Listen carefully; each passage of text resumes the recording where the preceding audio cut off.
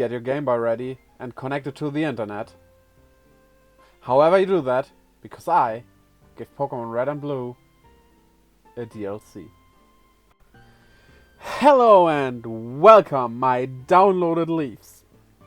Yeah, of course you couldn't connect the original Game Boy to the internet, but there's still this thought I had.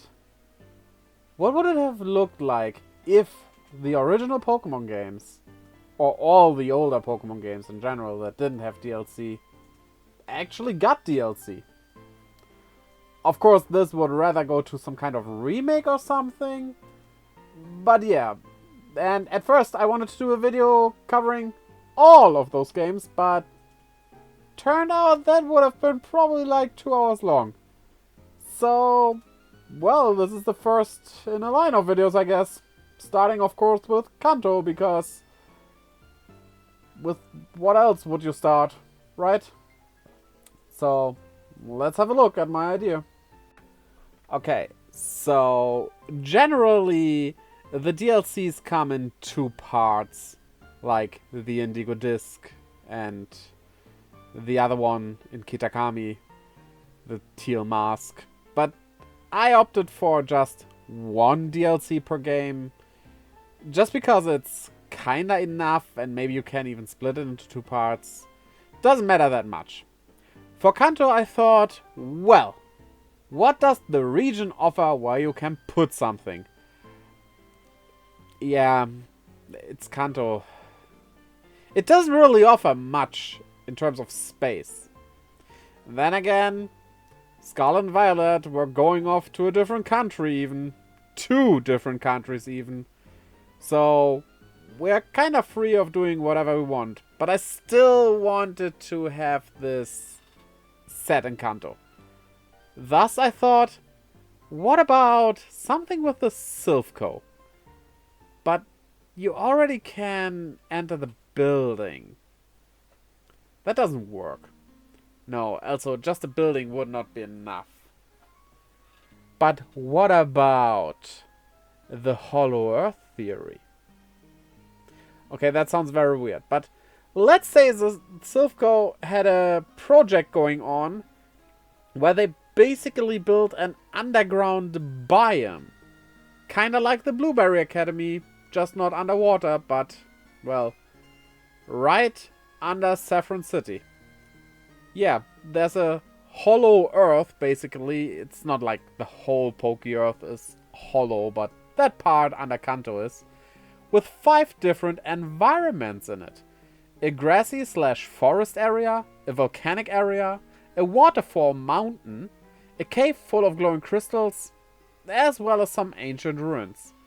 Kinda like they did it in the Blueberry Academy, just not like with the weird blocks that look very artificial, which is not a problem because it is officially made. And so is this underground area as well, but I kinda wanted to look a bit more natural. So the grassy forest area goes into the waterfall mountain, probably. That goes to the volcanic area, which goes into the glowing crystals, and then into the ancient ruins, coming back full circle to the grassy forest area. Just like that. Easy. Like a natural habitat for Pokemon to dwell in.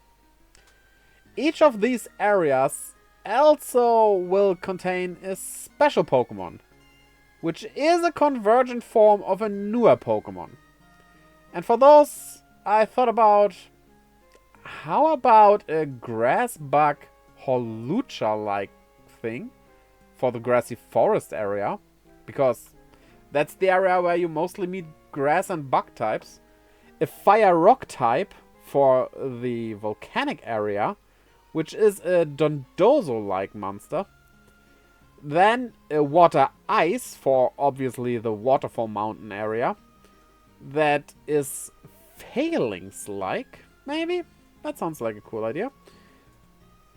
It's basically a row of fish. Just imagine like round fish following each other.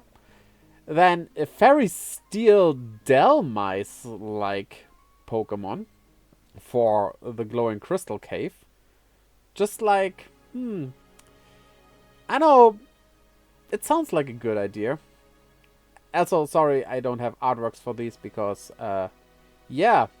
If you want me to have artworks, how about you subscribe so I can monetize these videos and afford that? It's free for you after all. Then, finally, a Dragon Electric Ordino. Yeah, that Ordino one probably needs a bit of... Yeah, how should we call it? Nerfing? Because Ordino is a monster, and if that has the Ordino moveset without being a normal type, but being a Dragon Electric type, oh boy. That would be too much. But that's not all there is to this area. These are just the... Well, they're not really pseudo-legendaries, but they're also not really legendaries, but they are special, one-of-a-kind Pokemon, like basically the ones you found in Legends Arceus, stuff like that. Just a neat little unique monster to catch for you in each of these areas. Also available right from the get-go, so you could put them on your team if you want to. Yeah, looking at you, Scarlet Violet DLC, I wanted to go into these with a team of monsters that are new to those areas. And then 90% of these monsters are grass types. Thanks, Pokemon. That didn't work out. So I used my usual team instead. But oh well.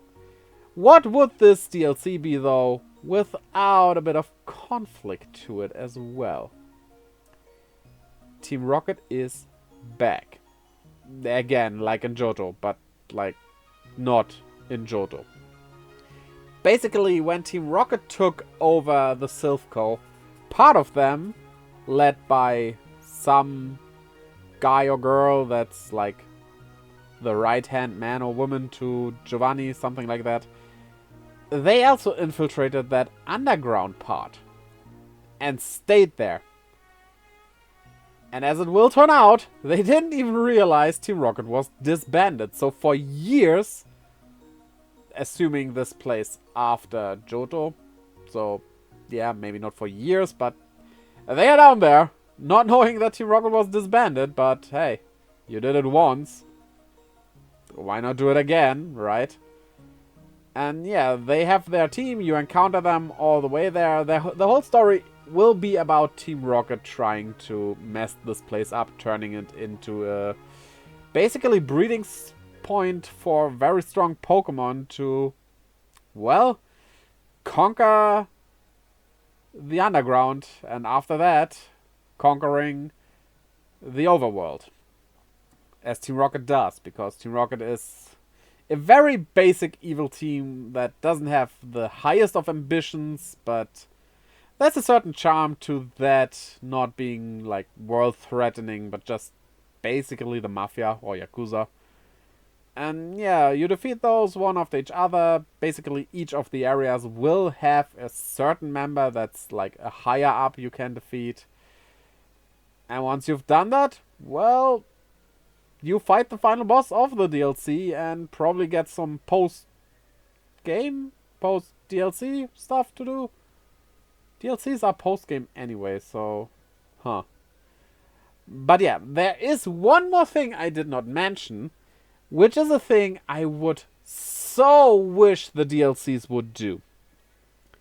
You are not allowed to take your Pokemon with you. You have separate boxes in the underground. After you finish the whole underground storyline, you can mix those boxes again and get your old Pokemon, but you start fresh with a new starter as well. Not quite sure what I would do with the starters. Maybe just use starters from different regions, like, I don't know, maybe one from Johto, one from Alola, and let's say one from Hoenn or something like that. It doesn't really matter too much which ones exactly, but it would give a new spin. It's like you're starting a new journey. Back at level 5, so no level 60 or above encounters like the DLCs do nowadays, because it always feels weird. You see those under-evolved Pokemon at these high levels and you catch them and basically they should be ready to go due to their high level, but it feels like they aren't. They totally aren't. You have so much work to do with them, which isn't a natural progression, but just like defeat 2 or 3 other Pokemon so they level up a bit and evolve and then set their movesets. It's just, I don't like that much. So starting over sounds much, much, much, much better to me. And, well, gives you incentive to use a different team as well. Maybe even one of those 5 special Pokemon I mentioned.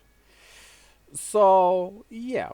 That basically was my idea for the DLC for Kanto. So, what do you think about my idea? Did you like it? Would you enjoy a DLC like this? I would especially want to know if you would like it if you had to start over with a new starter in a DLC like this. Tell me all of that stuff in the comments below. Hey, maybe you dislike it. That's also fine. And don't forget to download this DLC. There's no actual download for this DLC. By clicking the like and subscribe button as well as ringing that bell to keep you updated whenever I upload a video for, yes, you, darling. Also, check out the links down in the comments below to my Twitter, Instagram, and Discord, where I post stuff, keep you updated, all the good things, as well as to my Twitch, where I live stream every Friday, Saturday, Sunday, and that's it. I hope to see you over there, and until next time. Bye. It came after all, right?